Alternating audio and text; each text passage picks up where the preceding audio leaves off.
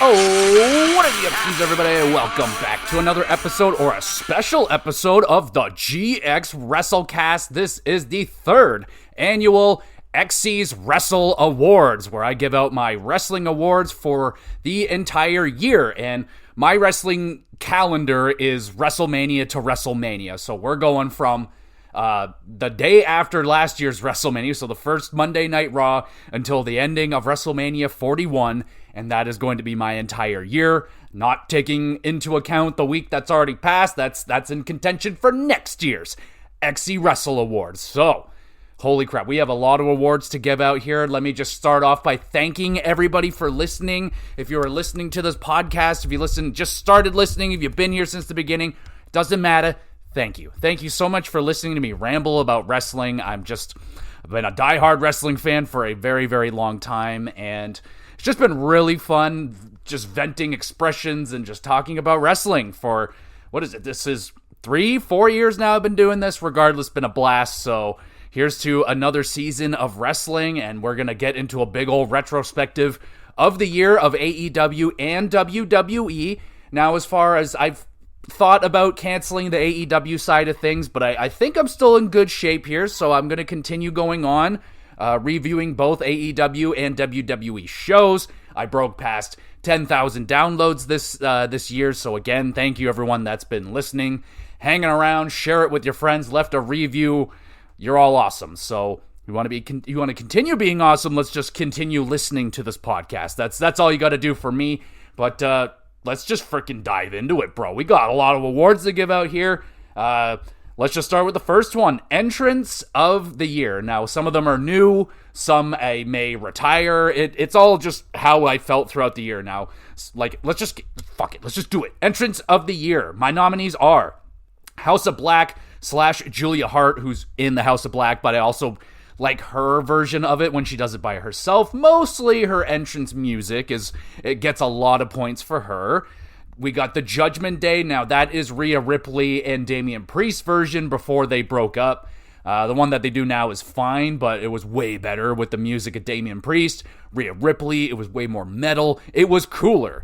Up next, we got the new guy. It's Penta, the WWE version of his entrance. It's very new. This is very of mind, but it is really cool, man. He comes out with the pyro and the spinning sparkler thing going on behind him. Looks freaking awesome. We got to throw out Cody Rhodes, don't we? It's such a atmosphere. His entrance doing the whoa whoa, and now it's getting more and more popular to sing the whole entire song. So, and me, I've been a part of Cody's entrance live a handful of times now. It's electric. It is a ton of fun to do his entrance. So, gotta shout out the Codester. Excuse me, even though his entrance has gotten at times ridiculous in length. And speaking of really long entrances, but it is really awesome, up next, it's Seth frickin' Rollins. Now, WWE is definitely going to get more than likely the inside edge here on AEW. They got bigger. They go big on the entrances. Entrances is a big part of WWE's character building. We've seen dozens of people get over by a unbelievable entrance, or just become superstars. I think about Finn Balor. Like, the first time I saw that guy as the Demon doing his entrance, I was like, dude, this is the next Undertaker. This is incredible. So I got to shout out Seth frickin' Rollins coming out there, doing his thing. I love the whoa, of course, getting the crowd to sing along with him. That has gotten a little egregious at times when he'll just come out, just sing my song, and then we do it because it's really awesome. So got to put Seth Rollins down there. We got Bryan Danielson's Final Countdown entrance. Now, don't tell my wife. She fucking hates that entrance. Absolutely hates it. I'm on the complete opposite spectrum. I love it. I get so amped when he comes out to that song. And the last few times he's came out to that song, he just, will fight they'll just let the song finish. The match is, already going, and they just keep it rolling, baby. And I absolutely love it. That's a personal selection for myself. And then finally, and our winner is, it's going to Jey Uso, baby, for the Yeet Fest that he's been putting on the WWE Universe all year long, bro. Almost every week. He's coming out there through the crowd. electrifying the whole entire audience, getting everybody going, whether you're freaking 70 years old or you're 7 years old. You're yeeting, y'all. Everyone's been yeeting. If you're a fan of the WWE, and I especially love it now, he's been like pulling a kid into the aisle with him to yeet down with him. It's electric, bro. It's the best entrance that's going right now this year. And the fact that the crowd just like demands more, like he'll come out, yeet down for like fucking 5-10 minutes, and they're like, again, and then we roll it back, we kick off the music and we do it all over again. Best entrance in the business right now, at least in WWE and AEW, in my humble opinion. Let us go to the next what are we doing here? Awards. There you go. It's been a long day. Debut of the year. Now, this is for not rookie wrestlers, but a wrestler that made a debut on the other brand. So we're talking WWE guys showing up in AEW and vice versa. Our first debut, our first nominee is Penta, showing up on Raw this year. It was the worst kept secret, but I don't care. It's also one of the biggest acquisitions I think WWE has gotten since, like, you know, the Samoa Joes and shit like that. You know, that it is a massive pickup they got, and look at him go. He is already pretty much like a main event level. He's a superstar. Like, he's over as fuck. Entrance is sick. He's awesome. And yeah, so I also got to throw in Rey Fenix as well, who showed up a little bit later. You know, it sucks they didn't get to come in at the same time. And it's also, I kind of understand it, but they're also on different brands. You got Rey Fenix on SmackDown, and they both had their WrestleMania debuts. They both lost. I will not go into depth on how I feel about that, but Rey Fenix and Penta showing up in WWE was massive. We got Jacob Fatu's arrival on Monday Night Raw. I'm just going to stick with Jacob Fatu. I know there's two other guys, but let's be real here. It's Jacob Fatu. Dude's been on a rampage. He is the new Intercontinental Champion. Big win at WrestleMania, taking it off of LA Knight. So, yeah, they believe in this guy. I believe in this guy. He has been unbelievable. He is a new age Umaga, but even more athletic. Like, Umaga was athletic big man, but Jacob Fatu not as big, but more athletic. I really like Jacob Fatu.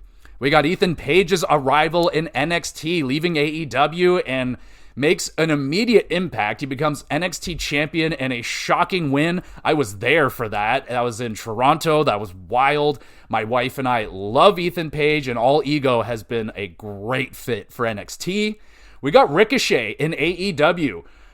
I did not know Ricochet was going to be this good of a heel. He is crushing the heel role right now in AEW. Never had an opportunity like that in WWE, man. Like, he was there for a role. He was there to make people look good and to transition them into whatever else they're doing. There wasn't a lot of love given to straight up Ricochet. You know what I'm saying? But in AEW, he is crushing it as the heel. I am loving it. He's been fantastic. We got Hologram in AEW. I'm not sure. I'm guessing he probably came from like AAA or something. I don't know. I don't remember where he came from, but Hologram. Holy crap. Now, I do believe he was injured there for a good chunk, but he was like the only reason I was watching Collision, and he was, you know, I gave up on Rampage, but I believe he was rocking it there.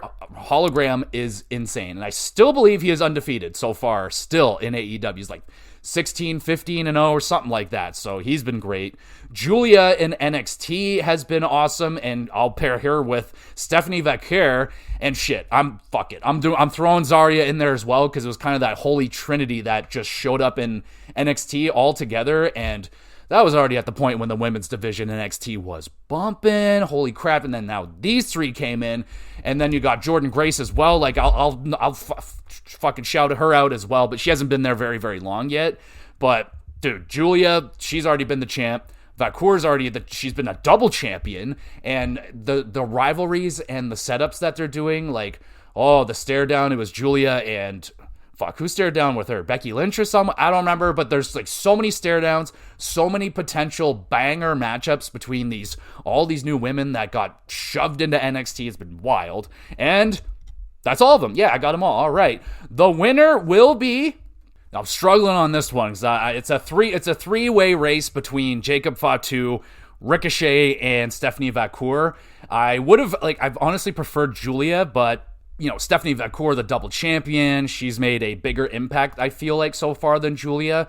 Jacob Fatu basically just shoved Solo Sikoa to the side. He had the rocket strapped to him, but the crowd, everyone has spoken. We want Jacob Fatu, but I have just been so freaking impressed with Ricochet. He has no titles to show for it yet, though. So my selection will be, I'm going Jacob Fatu. I've been more impressed with him. I think his promo style is awesome. He's got the rocket strapped to him right now. So I'm going to give my debut of the year is Jacob Fatu. All right, that was legitimately one of the hardest ones to select. There was a lot of great debuts this year for, I would say definitely WWE had more of them, but it's been pretty good all around. And we got some, like, already Rusev showed up in WWE again. Like, oh man. All right, let's get to call-up of the year. This one I feel like is probably maybe won't be around next year because this is pretty much the NXT, call-up award. So my nominees are Jade Cargill, Tiffany Stratton, Ilya Dragunov, Bronson Reed, which really sucks because the homie got released, he got injured, and injured really, really bad. Apparently his, wrestling career is in question, so that's extremely unfortunate because, man, that guy had the rocket strapped to him, and I was like, yeah, Bronson Reed, and then he got hurt, and it's over. And, of course, Braun Breaker, your call-up of the year is Braun Breaker. It was very close. Tiffany Stratton, obviously, she made a huge impact. It's just that I've enjoyed what Braun Breaker has done on the main roster more than what Tiffy has done. Really, Tiffy lost some points there for the Charlotte Flair feud leading into WrestleMania. The match itself wasn't that great either. But Braun Breaker, everything this guy has touched has been phenomenal. Spearing Carlito into a new dimension. The dude is one of the most entertaining wrestlers I've ever watched. He is so fast, so athletic, a powerhouse. He can do everything, and he's got a great character. Like, he is not just some meathead with, no promo skills. He's got promo skills. He's hilarious, and I see the future with Braun Breaker, Paul Heyman. This guy is going to be a world champion. Could be this year. As soon as this year we see Braun Breaker as a world champion in the WWE, because he has just made his first impact on the main event scene in WWE.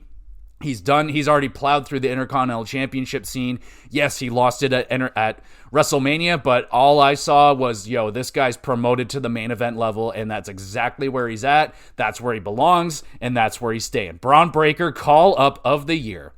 Now we go to a new one I've added this year, and this is a personal favorite of mine. Best chops of the year. What's a chop? Well, come on now. You know what a chop is when you smack someone on the chest. I love the art of a good chop. So my nominees for best chop of the year are Chris Jericho, and he's got probably one of the more underrated chops. That guy can chop down a tree. Chris Jericho does not fuck around. You may think of him you might think of WWE Chris Jericho. Oh, fluffy hair guy. Oh, he's just a little rock star. He's not tough. Oh, he's tough. He is legit tough. He is a strong style veteran in Japan. He will whoop ass. He got his ass whooped, and he's still got some of the best chops I have seen. Of course, we got to nominate Gunther. His chops, though, have definitely been nerfed from his indie scene and even his NXT days. He'll still chop you down. He will absolutely chop you down. It's just not many people on the main roster are willing to take a Gunther chop. I will give Randy Orton his due. In his match against Gunther, I did not expect Orton to take very many chops. He got chopped up. So very, very good little shout out there for Randy. I'm dying, but Gunther, got to shout him out. Roderick Strong, AEW. Also, I think an underrated chopper. That guy hits like an absolute Mack truck. Everything he does looks so intense and painful, and it probably friggin' is, but Roddy Strong, got to shout you out. Shane Taylor, AEW, another underrated chopper. This guy, when he's in action, holy crap, I get excited when I see him in the ring because I'm like, oh man, he's going to chop somebody. And also, he's just got amazing striking ability. All his strikes look really, really good, but his chops are like shotgun blasts. And my winner is Brody King, probably the scariest chops on the block. This guy, and he is not shy with them. Doesn't matter who's in the ring with this guy. You're going to take at least double-digit chops, and you're going to feel it for a while. They are devastating. They will take your breath away just watching them. My favorite guy to watch chop. Brody King. Next award, Best Finisher. I wanted to try and track down some more, but I can't really find like new ones because it's really hard to find new finishers in AEW and WWE. I know like Indies and New Japan, there's lots more like cool new shit, but I got 5 here. So let's go with this one. I love this one. Inamura, his frog splash. Oh my goodness. I can't remember his first name for the life of me, but Inamura, he's the tag team partner of Josh Briggs. Just showing up for a cup of tea here in the WWE, but oh man, I have just loved this guy's style, and he hits one of the nicest looking frog splashes, full extension, and it's just awesome. So Inamura, I love your frog splash. Some people might not like this one, but Logan Paul, that pulverizer is freaking awesome, especially the way that AJ Styles takes it. I think he's the only one that's taken it so far, so we'll see how it goes, but yeah, AJ Styles can take that thing so good. It looks so devastating, just planting a bitch right on top of his head.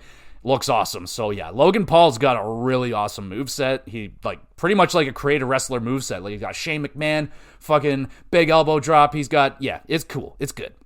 All right, I don't even know what this guy's in WWE or AEW anymore, but I know I saw him in I saw him somewhere this year, because the second I saw the lumbar check again from Cedric Alexander, I'm like, that is such an awesome finish. If you don't know what the lumbar check is, it is basically, how do I explain it? Basically, he throws you up in the air and you land on his knees with your back. And it's just some of the way that people sell it. Like, they will go flying up in the air. It is a sensational finisher. I absolutely love it. We got to get Zoe Stock in there with the Z360. Fucking awesome move. It is a way more badass GTS. It's a GTS with a front flip.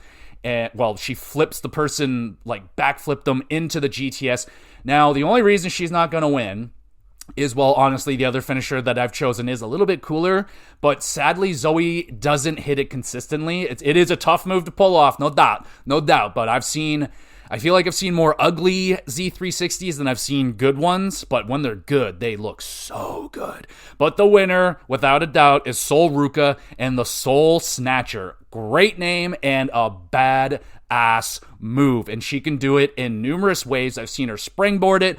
She can pull it out of nowhere, Randy Orton style. It is a front flip RKO, basically. She can go up to the top rope, do the front flip. She's done it off a freaking ladder. It is a very, very versatile move. She can hit it on anybody, and she can hit it out of nowhere. It is by far the best finisher I have seen this year. Absolutely. Sol Ruka wins with the Soul Snatcher. Great name, by the way. Now we got the breakout of the year. Very similar-ish to, not quite the debut. So with the debut, obviously they haven't been here before. With the most improved, you've been here before, but I thought their efforts this year improved very much. So we got Javon Evans. It might be his rookie year. I had rookie of the year, but I really had a tough time finding rookies. So but Javon Evans, man, this guy, holy shit. His character development has gotten a lot better now. He's starting to build kind of like this attitude towards his character. Like, yo, I'm young, I'm cocky, and I'm bouncy. So I really like what Javon Evans did this year. Hank and Tank, man. Though I didn't get to see a lot of them this year, what I did see was an amazing just energy. These guys have such phenomenal energy, and in ring, they're getting better and better and better, and they're building these fantastic storylines and matches where they're getting beaten down, and then they come back, and their freaking win at Stand and Deliver was massive. I was so happy for them. Hank and Tank definitely deserve a nod here. We got Adam Pearce. Though he's not a wrestler, he is a GM. He is on TV a lot, and the dude got really good at his job this year. He's having meltdowns. He's fucking screaming and yelling at people. He is really, really improved. I did not like Adam Pearce, but this year I was like, yo, Adam Pearce, you're fucking killing it this year, man. So shout out to him. We got Roxanne Perez. Damn near won this thing. She is like my 1B on this award. Another person, I was not very fond of Roxanne Perez, mostly character-wise. In ring, fantastic, especially for her age. Very young. She's like 22, maybe. Regardless, Roxanne Perez this year had extremely improved her character. She turned heel and she crushed it. She got rid of the happy to be here, happy-go-lucky attitude, and she was like, fuck this, fuck you, I'm the best, and I'm going to prove it, I'm going to shut everybody up, and she was phenomenal this year on NXT. Her promos got so much better, and yeah, big shout out to Roxanne Perez.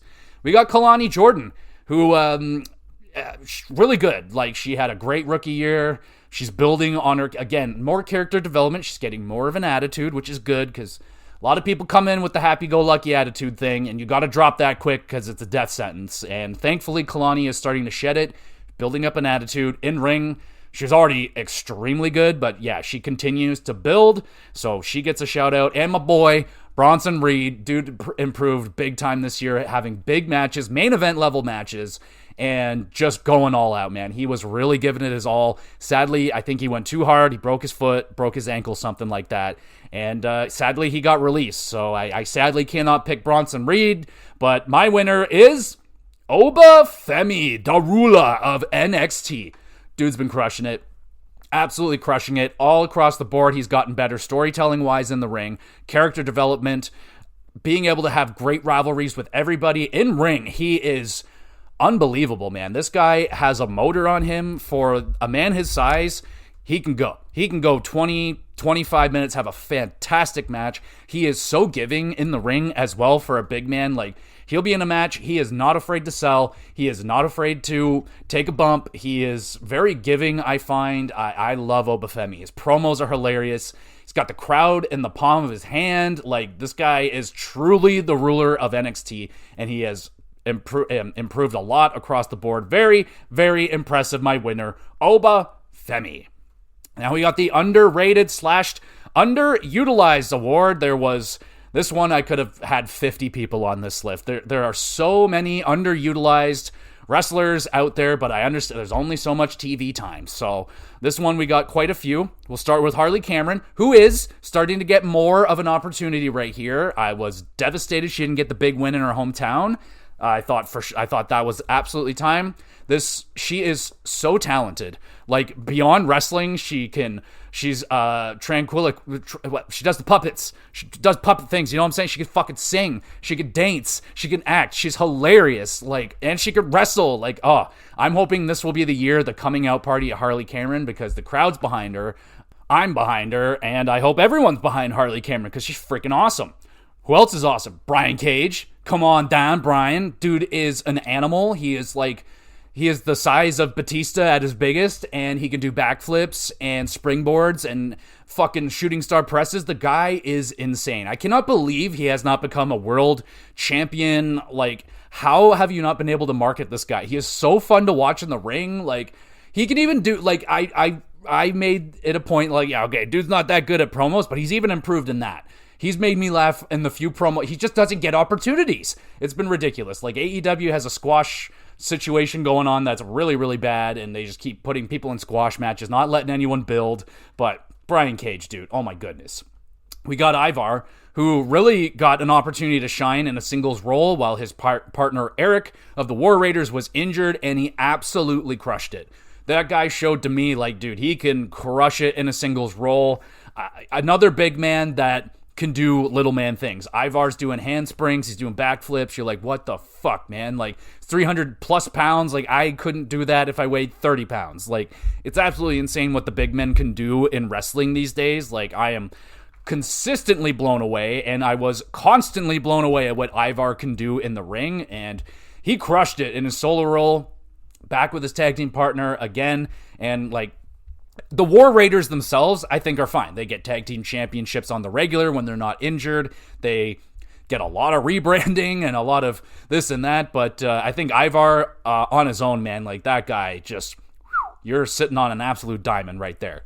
And we got MXM Collection from AEW. Now, they probably get utilized. I don't get to see them because I think they pretty much stick them on Rampage. I watch Dynamite and Collision. I rarely see them anymore, and they were my favorite freaking thing.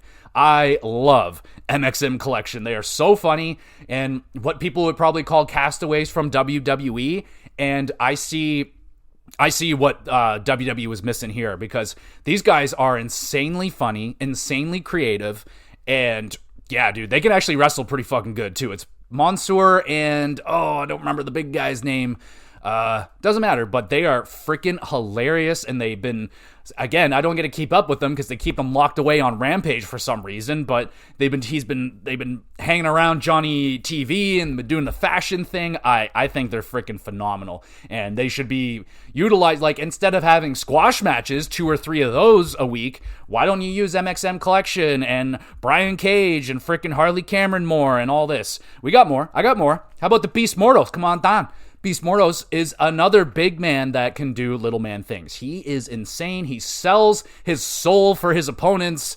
He's amazing. He has a power. He can do everything. He is so freaking good. He looks, the name, the Beast Mortos, that might be like where he's a little hard to like market and take seriously because he is wearing like a big bull head on his head, but he will blow you away in the ring. Like, he is so freaking impressive. So I got to shout out the Beast. We got LWO just across the board, all of them. Wild, Del Toro, and especially Selena Vega. How in the liquid shit did you not put that title? Even my cat is upset right now because she likes freaking Selena Vega. We all love Selena Vega. How did she not win in Puerto Rico? How the fuck did she not win in Puerto Rico? She should be the absolute the leader of South America, whatever, the marketing campaign. Make her your champion. There's been so many, like, how does she not win the US championship? How does she not win the Intercontinental championship? She is your Intercontinental woman of, it's so frustrating what they don't do with Selena Vega, which is fucking absolutely nothing. Every time she's in the match, under 5 minutes.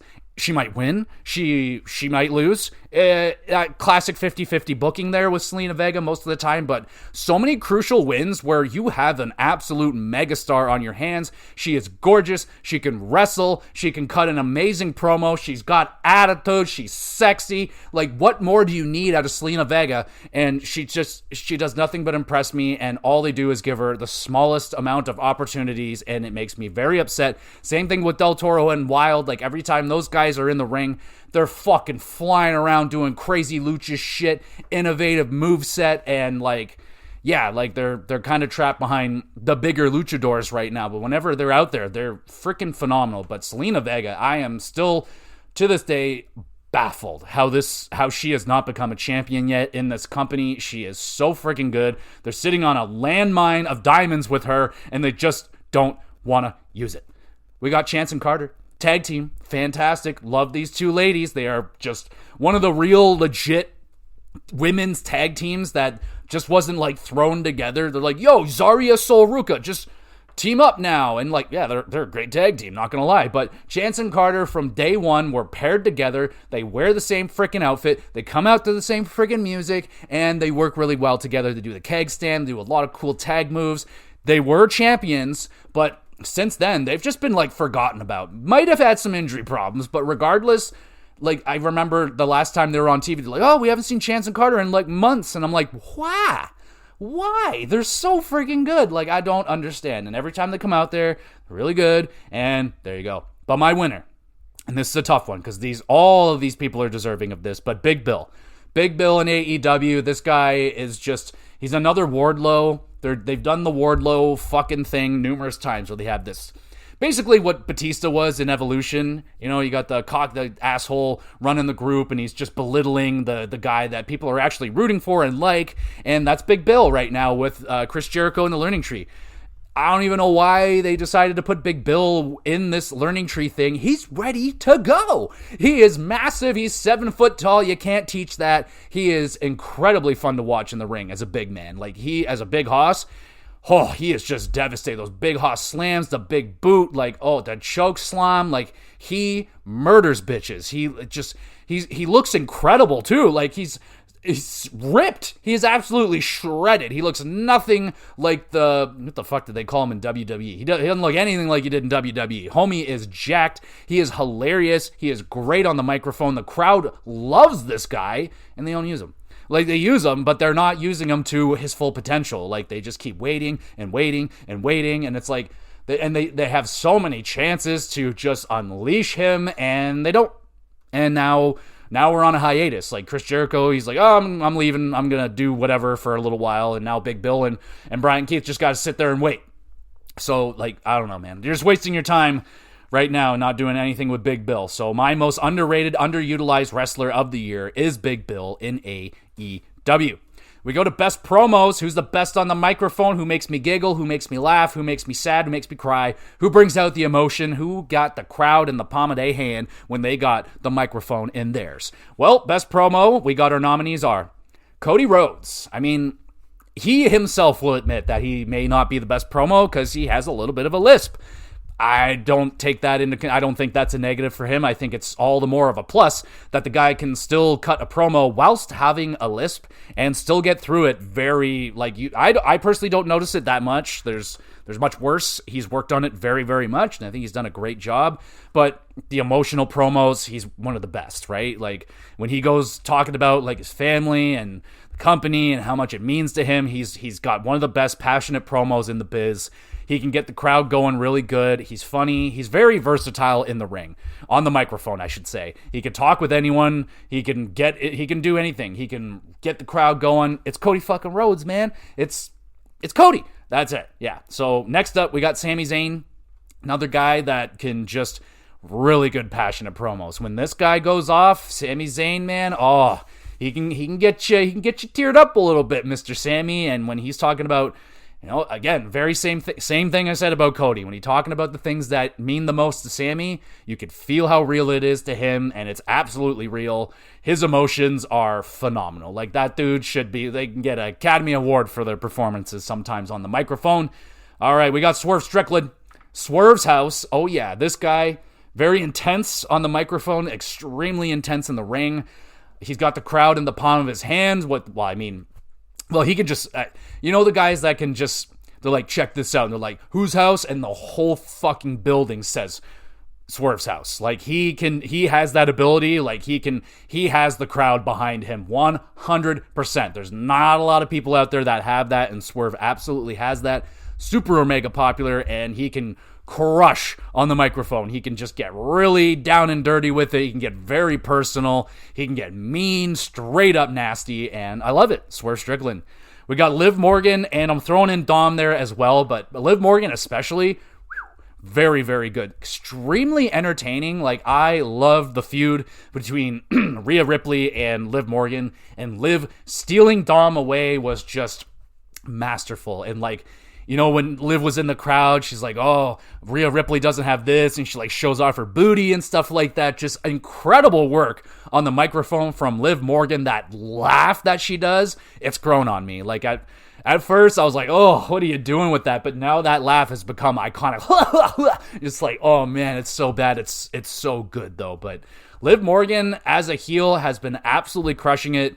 She got nominated for the most improved as well, because she was another one that was just seemed dead in the water, and then a great heel turn brought out the life in them. And Liv Morgan, no turning back now. She is like one of my favorite, if not like my favorite female on the roster. She is, every time she's out there, super entertaining, super giving. Like, she is also not afraid to make herself look like the fool. She will absolutely jump at that. She loves doing it, and I appreciate that. So Liv and Dom, both very similar. Fine with making themselves look like the fool. And of course, the crowd work from Dom. The guy he just has to exist. And the boos that he got.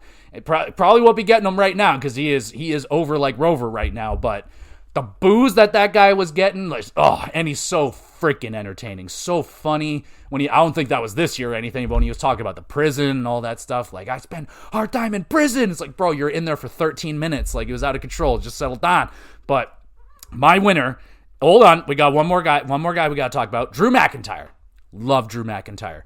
He is extremely creative with his promos. He goes outside of the box. He talks about things that not a lot of people talk about. I don't have like a specific example for you right now, but I like that he will do like cross-legged stuff. Whoever he's going up against, he will be very creative with the way that he is talking with them, the things that he'll bring up when he's talking shit about them.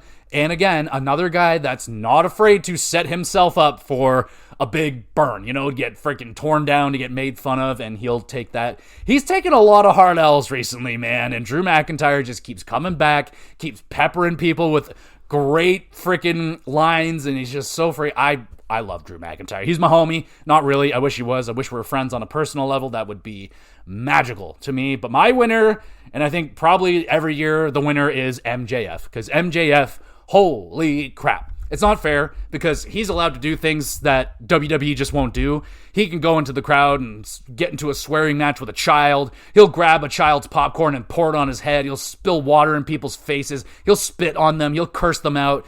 And they love him. And they still love him, and he loves us. We know it. MJF is a unicorn out there right now. He is the dirtiest heel, but at the same time, a phenomenal babyface. He's just kind of playing both sides. Like, just depends on what day you got. So MJF is a master on the microphone. He's so entertaining. He is so engaging. The chirps, man. The chirps are so freaking funny. When he goes after the crowds and stuff, it's so freaking good, man. MJF, beyond entertaining. He is my promo of the year, and probably he'll at least be nominated every year that he exists in the wrestling business. Oh boy, now we get to the Memorial Sweet Baby Face of the Year. This is my Memorial Award for my sweet baby that passed away. I think it's been like 2 years now that she passed away, but I created this award in her honor. Her name was Sweet Baby, so it's the Sweet Baby Face of the Year award going to the wrestler that just makes the crowd go the wildest. Who is undeniably loved by the crowd? Your nominees are Sami Zayn. Oh, yeah. Especially me. I'm Canadian. I love my Sami Zayn and Kevin Owens. But sadly, Kevin Owens isn't very liked right now, so I can't nominate him. But Sami Zayn, Jesus. Guy's amazing. Such a sweetheart. All the work that he did with the Usos and the Bloodline just earned him like a permanent spot in everybody's hearts. And now everything that Sami does, everyone loves. And we want all the success for Sami. And please give this guy a world championship, for goodness sakes. LA Knight, yeah. Come on now. Now he is starting to lose a little bit of his luster here. His shine's starting to fade a little bit because of his in-ring work. I think in-ring work. Oh, I guess I should also nominate LA Knight for promo of the year. He's a phenomenal promo. Did not better than MJF, but I should absolutely shout out LA Knight. My bad.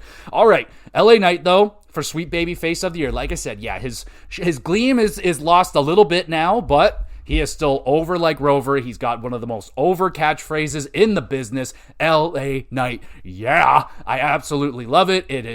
It's, well, if you're listening to this and you've gone to a live wrestling show, there's two things this year that I've heard when you're just roaming around before the show starts. It's woo and it's yeah. So I got to give LA Knight the shout out, man. People absolutely freaking love LA Knight.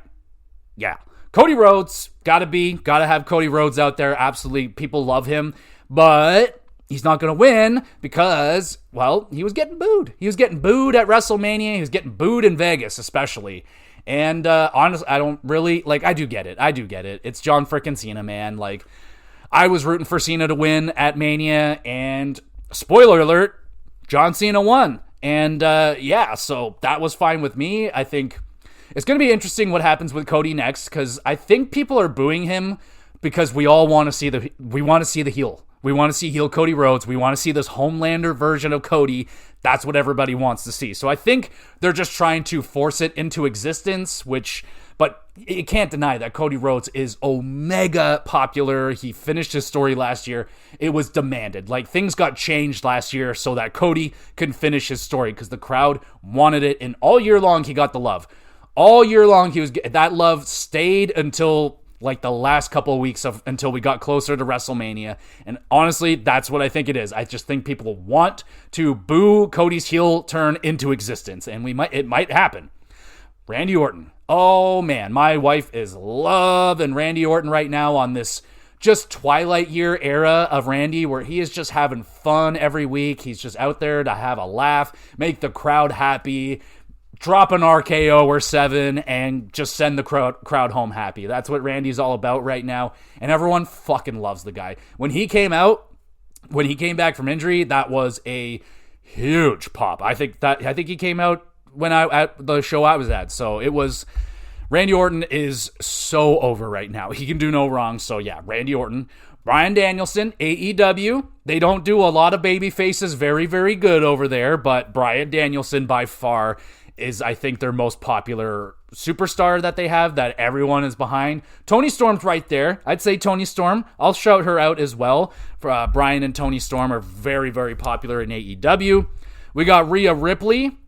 You know what? I'll probably just cancel Rhea Ripley off of that list. She is very popular, but I think she has a lot of detractors as well. So, but she'll get a shout out at least. But my winner, without a doubt, Jey Uso. It's Jey Uso, man. Jey Uso is having a huge year. This is the breakout year for Jey Uso. Obviously, World Championship win at WrestleMania, Royal Rumble winner. Like, come on now. It's the year of Jey Uso. He's earned it.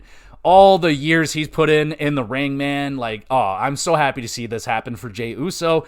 And I am awarding him thoroughly throughout this award show. And Jey Uso, my sweet babyface of the year. And you know, we got to follow it up with heel of the year. Our nominees are Hangman Adam Page.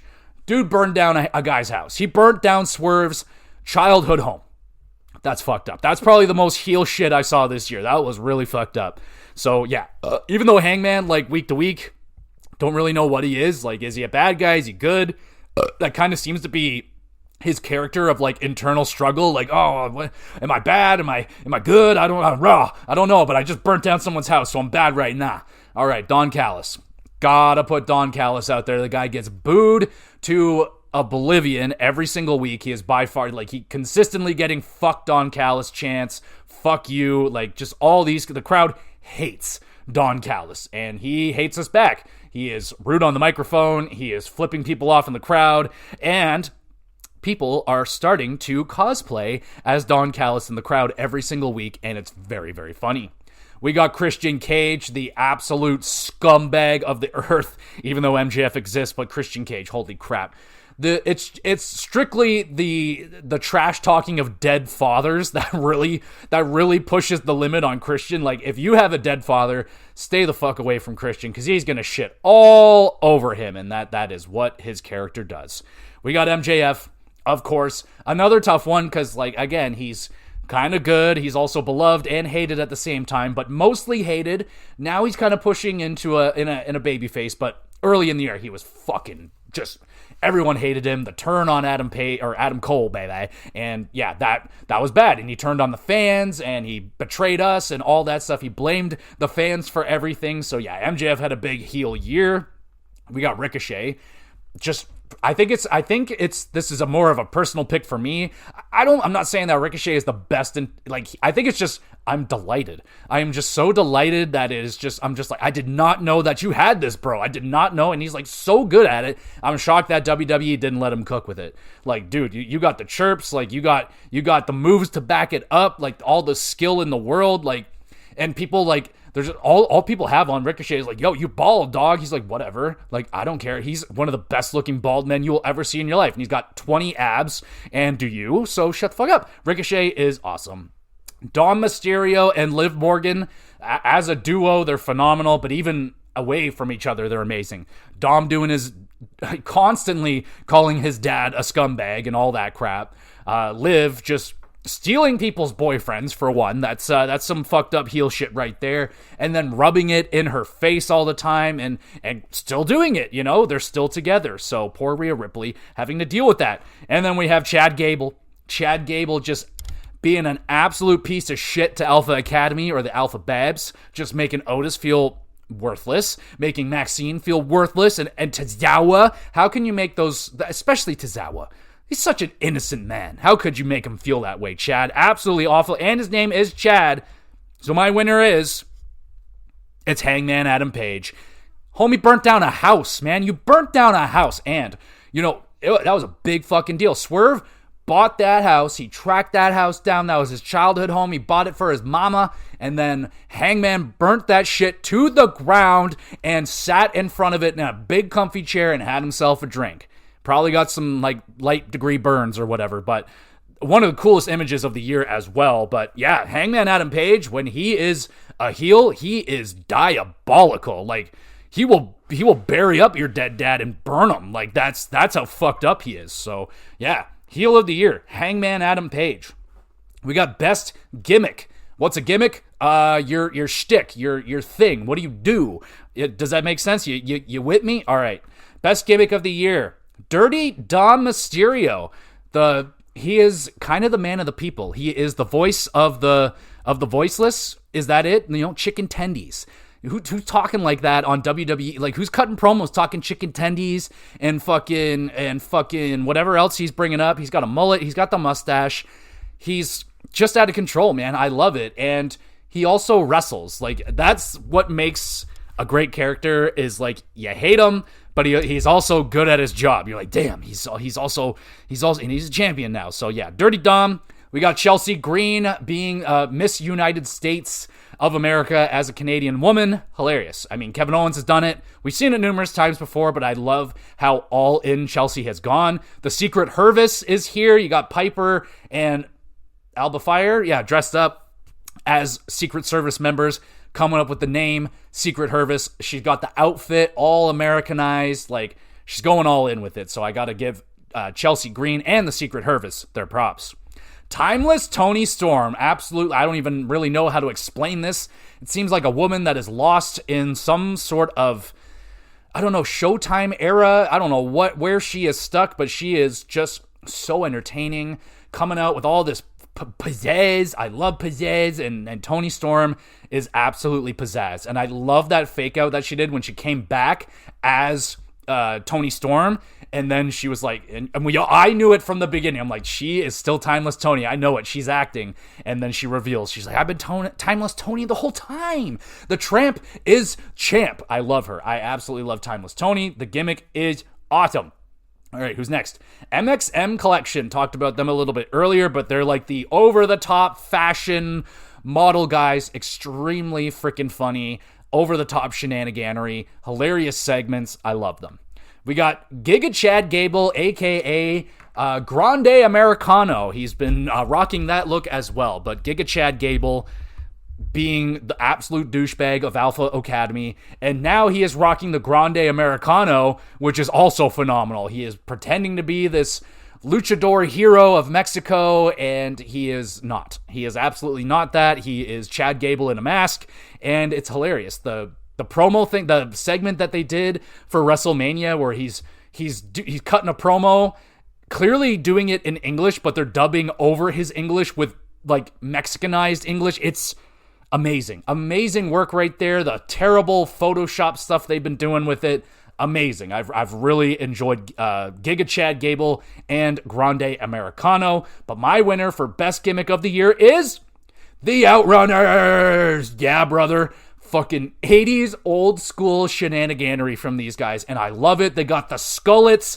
fucking mullet, but they're bald. It's a skullet. They got the mustaches, bleach blonde, out of control. The old school promos and the fucking you son of a bitch handshake. I love it. I did that handshake like in real life, and it is one of the most empowering things you can do as a human being. Find your best friend and give him a you son of a bitch handshake, and you will be charged up for the rest of the day. I promise you. But these guys are so freaking entertaining. I love, like, even when they do promos like video style, the video is all like 80s. It's old and grainy and it looks old, like it's from the 80s, man. Like, I love their little touches, the colors, everything, their outfits, the headbands. They knocked it out of the park. I love the Outrunners. My favorite gimmick on AEW by far. And up next, we got the feud of the year. This one is actually harder to track than it seems. People actually get in more feuds than I thought. And but regardless, I got a good list of them here. Let's start with John Cena and Cody Rhodes. Definitely one of the newest ones on the list here, but definitely entertaining. Now, it's not going to win because I still want more. We're not done yet. At least I hope not, because we haven't seen Cody back yet. So, and how long are we going to have to wait until we see what the response from Cody is? But so far, so freaking good. Now, I know it hasn't lived up to everybody's expectations, but if you're listening to what John Cena is saying, he's doing exactly what he said he's going to do. He's going to ruin wrestling for us, and that's what he's doing. Not like literally ruining, but he's doing it in a trolly way, and it's fucking hilarious. So I really appreciate what John Cena and Cody Rhodes have been doing. We got Solo Sikoa versus Roman Reigns, the Battle of the Ulafala, or as I call it, the Baby Bell Necklace, because it looks like you took a bunch of empty baby bells and you folded them over and you made a necklace out of it. So I call it the Baby Bell Necklace, but Solo and Roman had a long feud over this necklace. I personally didn't love it, but it was one of the longest feuds, so I put it there. Braun Strowman and Bronson Reed. I loved the short but sweet, just monstrous feud. These guys were kicking the shit out of each other in like backstage brawls, parking lot brawls. Sadly, Bronson got hurt, and they went a little too hard, but it was fucking awesome to see Bronson Reed tsunami a bitch onto the top of a car. Like, you kidding me? Absolutely sensational. All right, who's next? Kevin Owens and Sami Zayn. Come on now. Why do you guys always got to be fighting each other? I like it. I don't know. I like it. I like it when they're involved with each other. I mean, whether they're friends or enemies, I just like when they're both involved with each other. It's very good. It's very personal, and it's very, very emotional. Their battle it was at Elimination Chamber. That was like, we got to the family level. You got Kevin Owens creeping on Sami Zayn's fucking outside of his house, like looking in his window, like, I see you. It's just like really fucking creepy shit right there, but it was really good. Liv Morgan and Rhea Ripley, the Battle of Dirty Dom Dom. So good. So freaking good and so entertaining. It was awesome, man. I loved the way that Dom was holding on and resisting, and just when you think it's not going to happen, boom, they pull the trigger and it absolutely happens. It was awesome. Timeless Toni Storm and Mariah May, definitely one of the most vicious rivalries of the year. Lots of blood spilt, glass, thumbtacks, you name it. It was definitely a vicious rivalry. And I would say for me personally as a wrestling fan, the most vicious female rivalry I have ever witnessed. Like, I have not seen a lot of women bleeding like that. Like I don't even think I saw it in ECW when I was watching it back in the day. But regardless, Timeless Toni and Mariah May, it was a brawl. It was a feud to remember. It was vicious. Drew McIntyre and CM Punk. Mostly because I love the way that Drew McIntyre talks to CM Punk. Absolutely just viciously chirping him. And I love that because I like that people are calling Punk out on his shit. And yeah, I don't like CM Punk's return in the WWE. I have not approved. He had me in AEW and then he blew it. And I said, that's it. You had one chance and you blew it with me. So now I don't like him. And there you go. I'm going to die on that hill. There you go. But Drew McIntyre and CM Punk had tons of great back and forth. In-ring stuff was pretty good as well. I don't like the fact that CM Punk kept getting the win over my man Drew, but it was a good rivalry. But the feud of the year goes to Hangman Adam Page and Swerve Strickland, the feud that had the house getting burned down. It got fucking real, man. Like, motherfuckers were pouring gasoline on each other. It was vicious, and especially in the ring, man. They brought, like, what they were doing outside of the ring was, like, even more vicious in the ring. You don't see that very often. Well, I mean, you do, but not to that fucking level, and we'll talk about that match later on in this episode, but their feud was horrifying. It was so gruesome. So that is my feud of the year. Timeless Toni and Mariah May, very close second place, though. I will give them that. Female Tag Team of the Year. Now, sadly, there's not a lot of them. Not a lot of them that kind of stick around for a very long time, but I did my best. Here we go. Nominees are Zarya and Sol Ruka. Definitely a random pairing that has actually worked out very, very well. Zarya more of the powerhouse, and Sol Ruka the flashy, high-flying. And honestly, you look at them, Zarya looks like she is in a metal band. Like, she's got the makeup, she looks very, very metal. And then you got Sol Ruka, who just came from the beach. Bright colors, blonde hair, surfboard, and they mix together, and it's awesome. They're actually such a good tag team together. They got good moveset. So yeah, I got to give them a shout out, but they're pretty new. So I'm not going to give them the victory. We got Chance and Katana Chance and Caden Carter. I would love to give them the win because they deserve it, but WWE doesn't use them enough, and I can't really justify giving it to them because they went like months not being on TV, and that just sucks, but I have to give them a nomination because when they're in there, they crush it. Chelsea Green and Piper Niven, the Secret Hervis or whatever, I don't know. They weren't doing that yet when they were tag team champs, but they were a good team. I liked their shenanigans. Piper, the powerhouse, and Chelsea Green, let's call her the supervisor of the team. Very entertaining. We got Metaphors, Lash Legend, and Jakara Jackson. Really like this team as well. Lash Legend, whenever I talk about her, I have to say, like, she will be a future WWE champion. I just see it. She is incredible. Jakara Jackson, really good as well. I think she suffers from the fact that she is paired up with Lash Legend, who is just so hard to not watch. She's huge. Like, she's this huge powerhouse.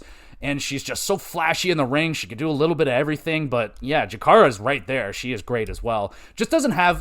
what Jakara is missing is the charisma. She doesn't have that charisma that Lash has. But regardless, they're a good team. We got Damage Control, which consists of Io Sky, Kairi Sane, and Dakota Kai. I couldn't even tell you if they're together anymore. I don't know if Io is involved in it anymore. But regardless, this squad deals with a ton of injury problems. Like 1 or 2 of them are generally injured. But...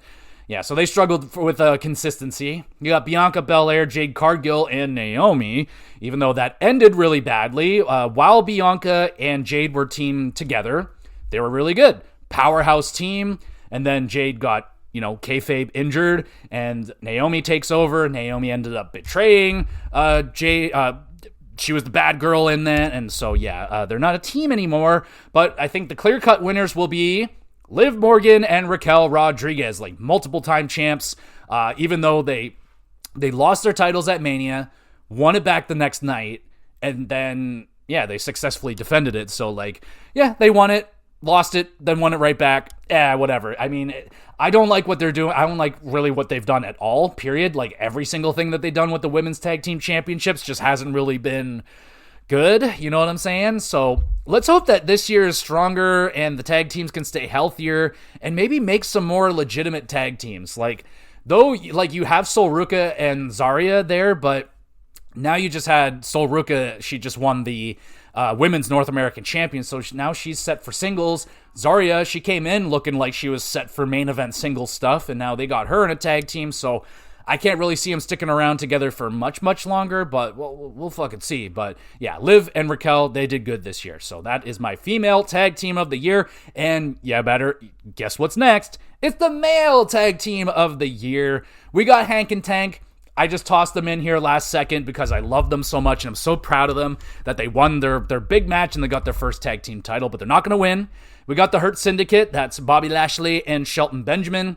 I should have put them down for debut of the year because they've made an immediate impact. And they're kicking the shit out of everybody. They squashed the tag team champions, which were what the hell were they called? Private Party, who, they built them up all year to get that big win, and then Hurt Syndicate came down and squashed the shit out of them. I felt very bad for Private Party, but Hurt Syndicate, man, they've been awesome so far. So they're very entertaining. They're beating the shit out of everyone. They're the champions, so pretty good.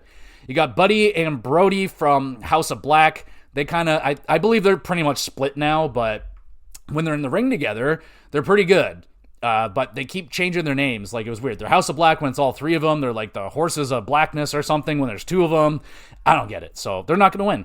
Briggs and Inamura, another team that got teamed together for just a moment, but they're still tag team right now. They actually got a title shot coming up, but so freaking good together, man. I love Inamura's strong style, which brings out Josh's strong style, and I just love strong style. So really like their short gig here as a tag team. We got the Street Profits, Angelo Dawkins, and Montez Ford.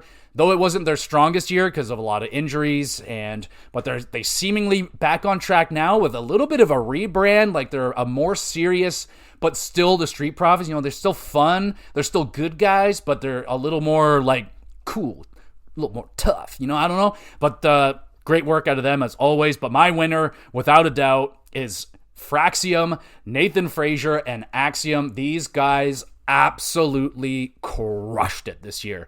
They reminded me of Paul London and Brian Kendrick back in the day.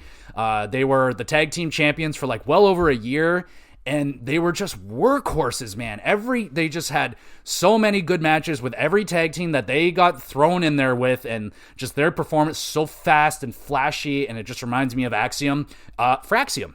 And they're amazing together. Even though, as a team, they were never really on the same page. They were constantly fighting with each other, constantly bickering, constantly just oh, I thought we were doing this. No, dude, we're doing this. I talked to you about that. It's like, oh my God, can you guys just fucking get along? But in the ring, they got along and had a great run as the champs. They just recently lost it, and I'm curious to see what their future is, because that was a tag team that got tossed together that worked so good. It worked so good, but man, I hope it's not over, because I love their team, man. But I can see Nathan, go heel, and Axiom go join like LWO or something. But regardless, Fraxium Tag Team of the Year, incredible work out of them.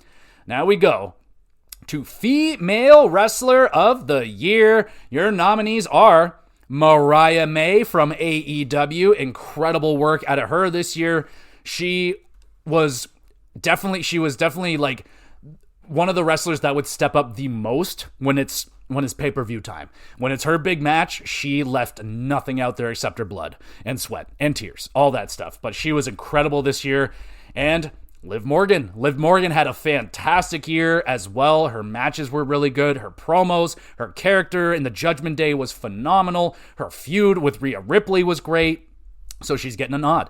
Io Sky, I should put her in underrated. Still, even though she is currently the women's world champion, I still think she doesn't get her flowers. The disrespect that she got on her road to WrestleMania made me sick. I'm so happy that she won, though, thank God. And but in ring, she might be the best in WWE. She is an incredible wrestler. Everyone that she's in the ring with, she is putting on magic. Yeah, she doesn't have the promo skill. That's not her fault. She doesn't speak the native tongue, and they don't do a good job with that. Like, they don't give them mouthpieces that are going to help them with that. You know, they don't have like a female Paul Heyman there to hook up with these kind of ladies that don't speak English as their native tongue. But I still enjoy Io when she speaks. I think she's very cute and humble and entertaining. I think she can bring out a laugh out of people. So I love Io Sky. So she's fantastic. Who's next? We got Roxanne Perez.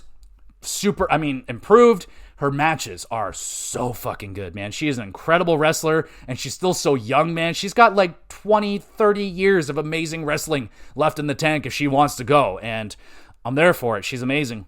And her promos got so much better. Oh, she's so much better as a heel. Tiffany Stratton. Oh, yeah. Big coming out year for Tiffy. Money in the Bank. World title win. Mania win over Charlotte frickin' Flair. Was it the best? No, but Charlotte, I think that's more of a Charlotte problem, not a Tiffany Stratton problem. I think Tiffy, when she got buried initially in that, she came back full swing, and she took it to Charlotte, so much so that Charlotte had nothing, and she made Charlotte look bad. So all in all, it was a match made in hell. They should have never put those two in the ring against each other, because it just didn't work. But Tiffy, outside of Charlotte, phenomenal this year. Every match that she's been in, like the Money in the Bank, she like stole the performance. In Elimination Chamber, when she was in that, I think that was last year, but still, she stole that. Like, she generally is the most flashy wrestler in the match that she's in. Like, there's not a lot of people outperforming her in a match that she is in. So, Tiffy, phenomenal work from you.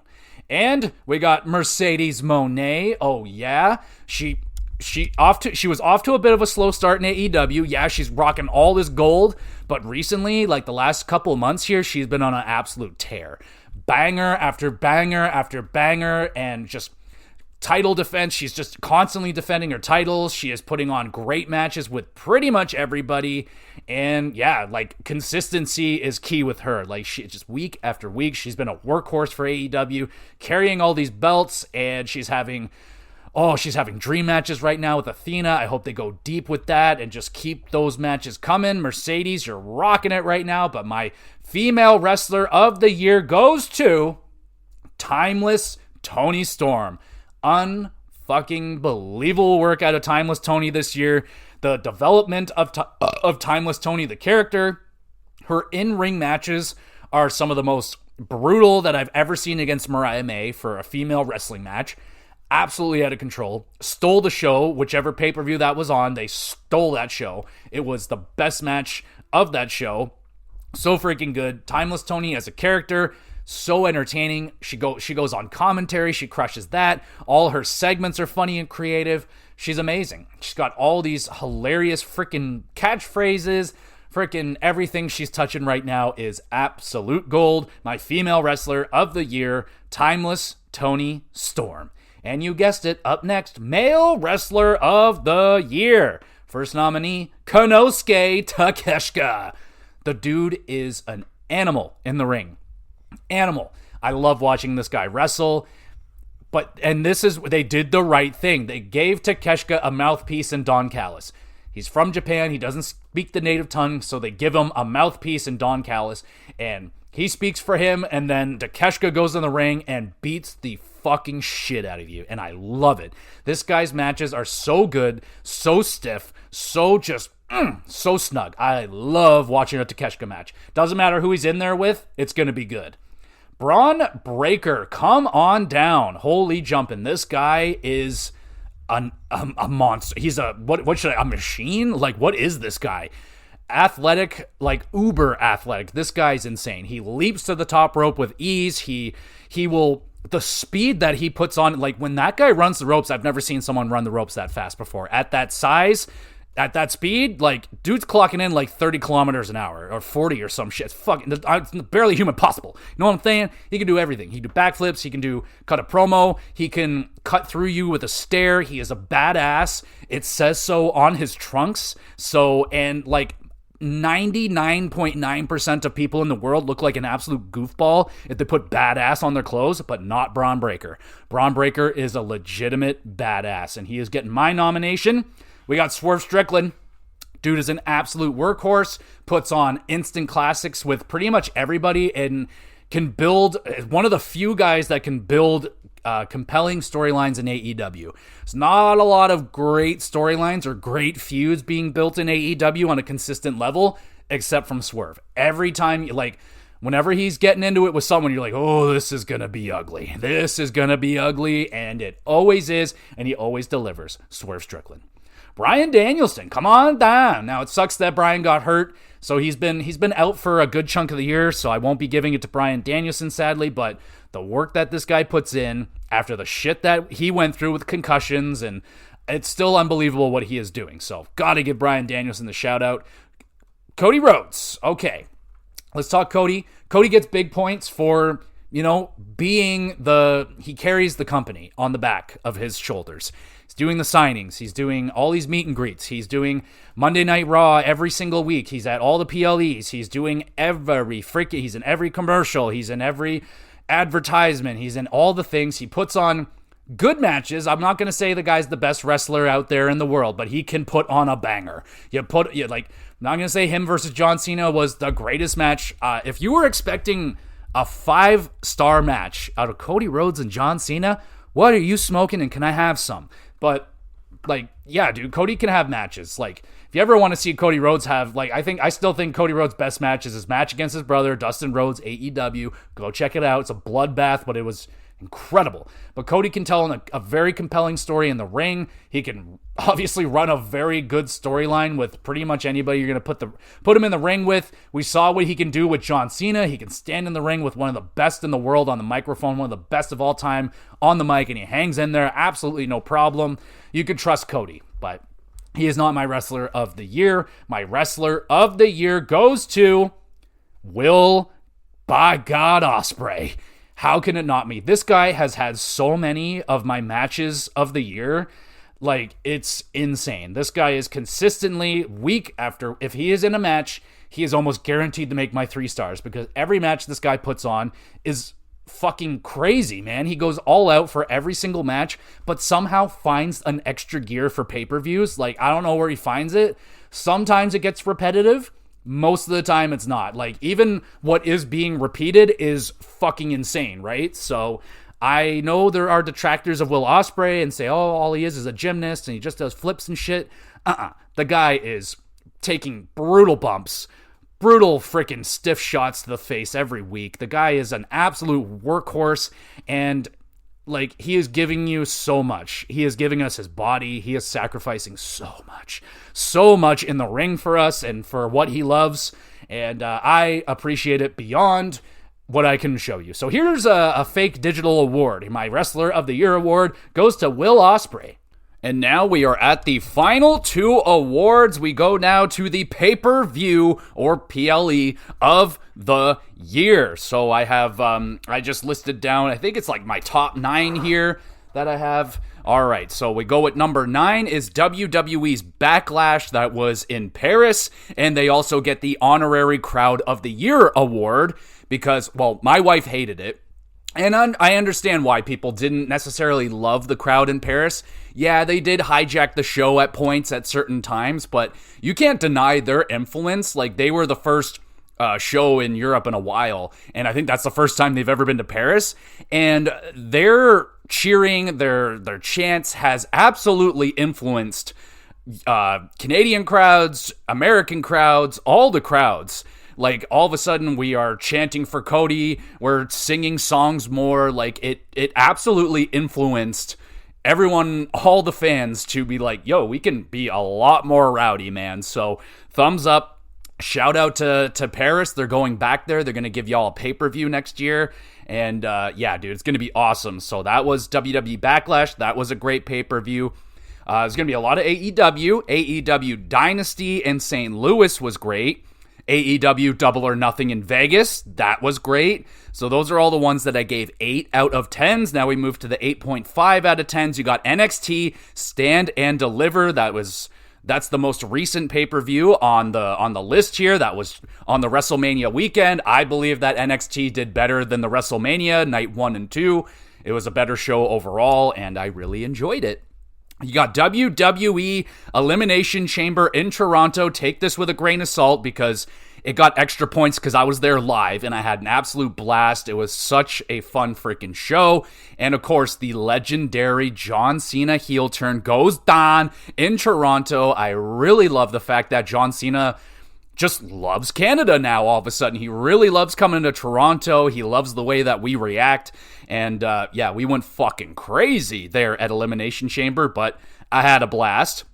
You got WWE Royal Rumble 2025. Great Royal Rumble. I love the show. I really hope it doesn't get moved to a 2-day event, which I feel like it's inevitable they're going to do that. You know, men's night 1, women's night 2, or whatever. It's going to happen, but I love the fact that you can squeeze in 2 Royal Rumbles. You get a couple matches in there as well, and it was great, man. I love the Royal Rumble, and there were 2 really good ones this year. You got AEW Forbidden Door 2004. I love the Forbidden Door. It's so awesome. I was there for it 2 years ago when they're in Toronto. I think that still stands as my favorite pay-per-view that I've been to live. It was freaking when, who was, I think Kenny Omega kicked out of his own One-Winged Angel or something.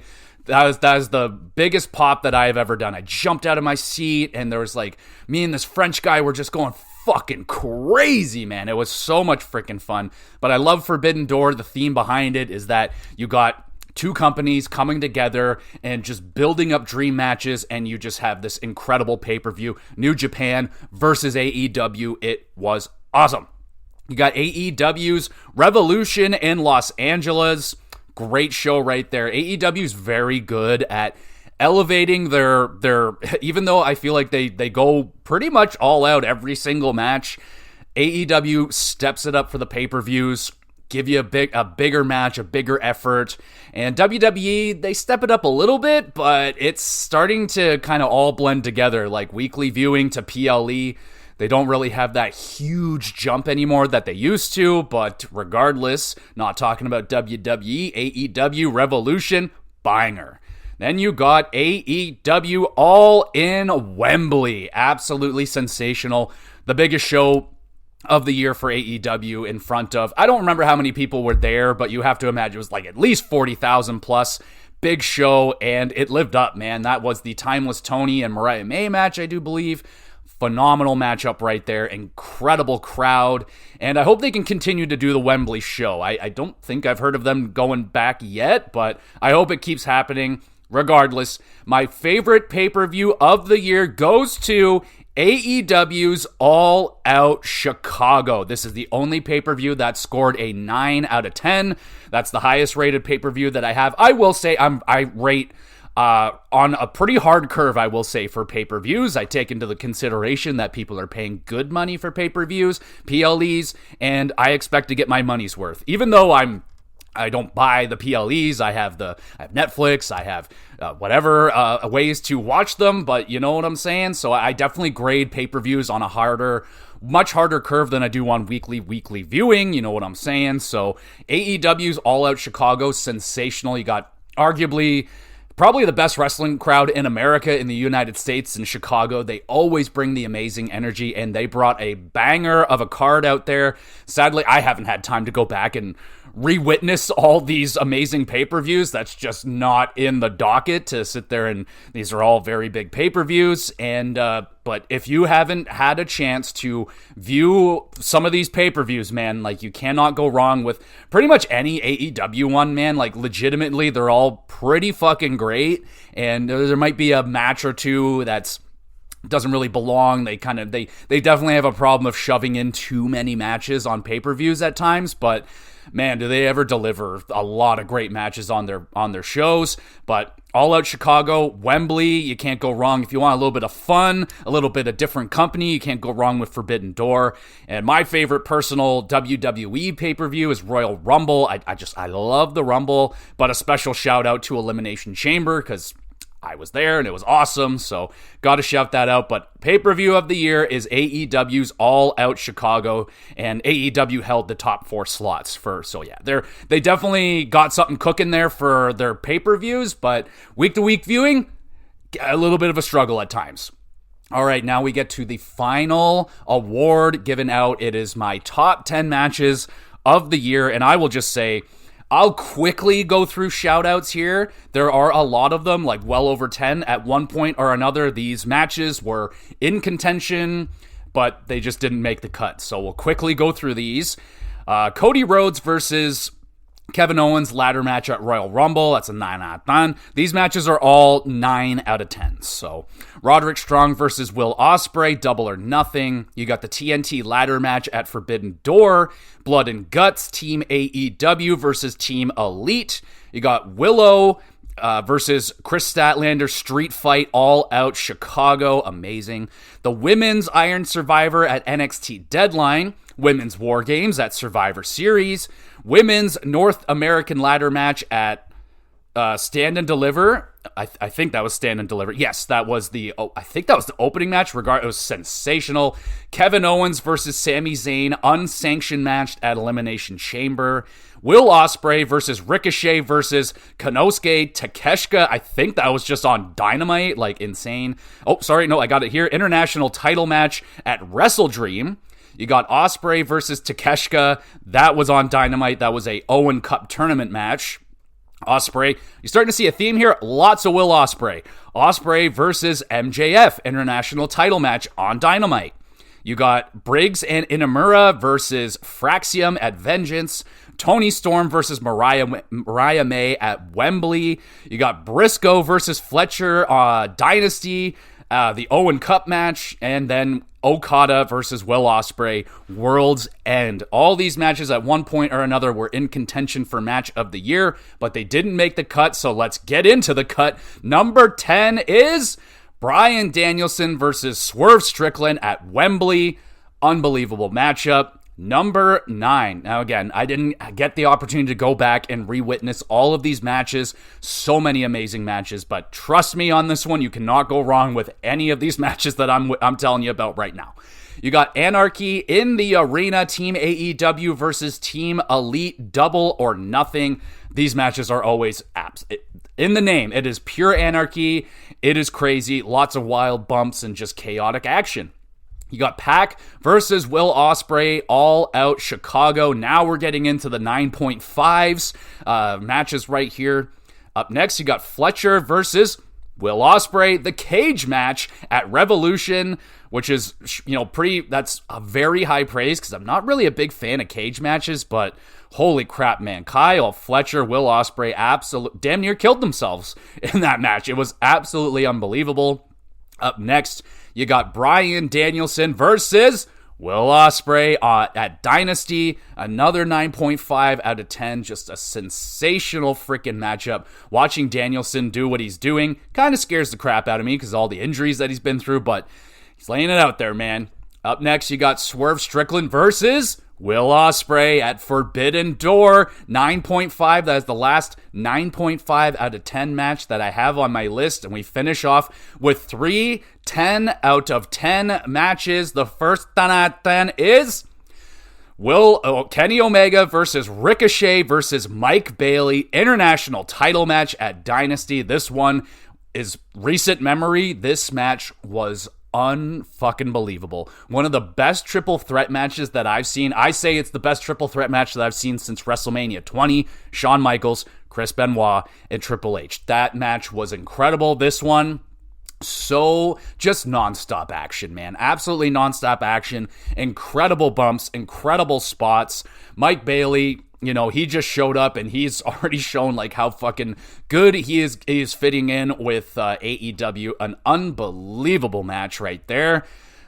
My second favorite match of the year goes to Mariah May versus Toni Storm in the Hollywood ending matchup at Revolution. Should have absolutely been the main event of that show. Sadly, it was not, but what gotta be the most gruesome women's match I have ever witnessed. So much blood, so much intensity, incredible story that they have told of betrayal. Like, Toni and Mariah May were besties. They were inseparable. They were damn near in love with each other, probably are, and then they have this incredible betrayal and an unbelievable rivalry that they had, which all accumulated to the Hollywood ending match, which was a 10 out of 10. A masterclass of wrestling, of women's wrestling. Might be the best, most gruesome women's match I've ever seen. It was amazing. It is not for the faint of heart, so take that with a grain of salt, I guess. I don't think that's proper, but we move on now to my match of the year. Match of the year goes to Swerve Strickland versus Hangman Adam Page. Steel cage match at All Out. I cannot believe it, but AEW has figured out the steel cage match and how to make it awesome for me. And it's just brutality. This was the most brutal match of the year. This is not for the faint of heart, just like the one prior to it, but I have an immense appreciation for when wrestlers do this kind of thing to their bodies. They give so much for us. They sacrifice years of their lives for our entertainment, and I appreciated so much what Swerve and Hangman did to each other throughout that vicious rivalry, which won rivalry of the year because it was so freaking gruesome, man. Like, if you are bored of steel cage matches like I was, check out some of the steel cage matches that AEW has been putting on. Check out the feud between Hangman Adam Page and Swerve Strickland. It was absolutely gruesome. We all knew it was going to be gruesome going into it, but they went over the gruesomeness that was expected. It was incredible. Very hard to watch at times, but yeah, dude, that is my favorite match of the year. So many incredible matches, man. Like, I was very spoiled this year. Lots of great wrestling, but dude, the amount of matches that Will Ospreay are in here. Let me just quickly go through. So you got 1, 2, 3, 4, at least 4 of the top 10 matches he was in. I don't know if he had anything to do with like Anarchy in the Arena. I'm not sure if he was in that match, but then in terms of shout outs, he's in one, not good. 2, 3, 4, 5 of them as well in the shout outs of the year. So that is 9 or 10 matches that are 9 and above, and that is where Ospreay works, man. Like, the guy, I don't think he's capable of a match like lower than an 8 out of 10. Every match this guy puts on, he can go in there with a fucking broom and he'll put on a banger with the broom. It's an incredible how good Will Ospreay is. And listening to an interview with him recently, and they were talking about Meltzer and how many of the 5-star matches that Ospreay owns in Meltzer's books. Like, it is absolutely insane. The dude is a 5-star matchmaking machine. He is incredible. If you have not witnessed Will Ospreay yet, my goodness, man, so many matches on this list you can choose from. Pretty much any Ospreay match, he's going to be giving you 100%, man. He is an incredible wrestler. In my books, he is the best pure wrestler in the world. That's where I'm at. But there it is. Holy crap. We are done with the award show. My goodness. Thank you everybody so much for frickin' listening. You the best. You want to be even more of the best. Make sure you're reviewing the podcast wherever you're listening to it. A nice, honest review, and share it around with a few friends. And how about a couple of enemies? Why not? That would be very awesome of you.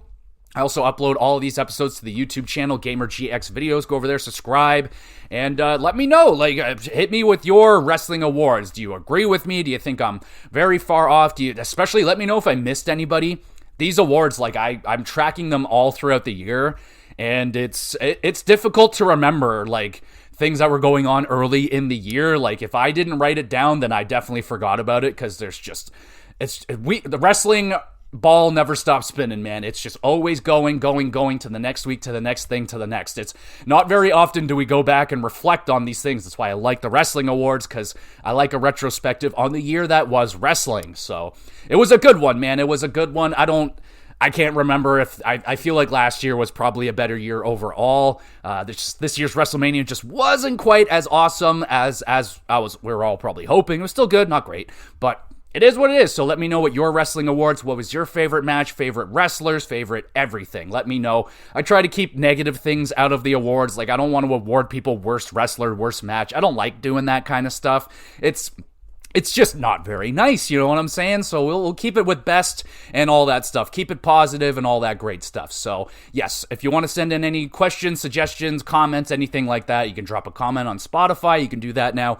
Comments on YouTube. And I also have a Twitter page. Links are all in the description. Put up announcements as best as I can over there. And yeah, so in terms of what else you got going on with the podcast right now, obviously wrestling was huge. I had the WrestleMania Night 1 and 2 review, Stand and Deliver review, the weekly recap, so you can get all caught up with the week leading up to WrestleMania if you need to. I'll have the weekly recap for the following week, the week after WrestleMania, which is always a big one, so I'll have all that for you there as well. Hope I can get the WWE recap, AEW recap up on Sunday or Monday, looking at that.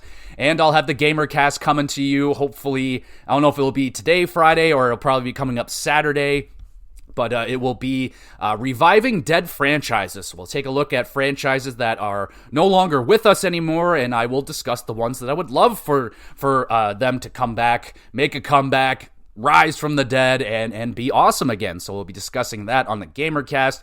HockeyCast, holy jumping, broke down the first few games of all the series, and it's been good so far, man. Some really good series. The Toronto Maple Leafs are doing insanely good, and it's making people go a little bit loopy. So I'm trying to keep my composure over here, but the Toronto Maple Leafs are doing really good. We'll be discussing all the news and what's happening around the NHL playoffs and around the league in general on the HockeyCast next week. So there we go, everybody. Hopefully you enjoyed the Wrestling Award Show. It's a lot of work, but it was a lot of fun. I love tracking these things and going through all my favorite matches and stuff like that, and it's a good time. So there we go, everybody. Thank you again so much for listening. We'll be back again with some more GXWrestleCast.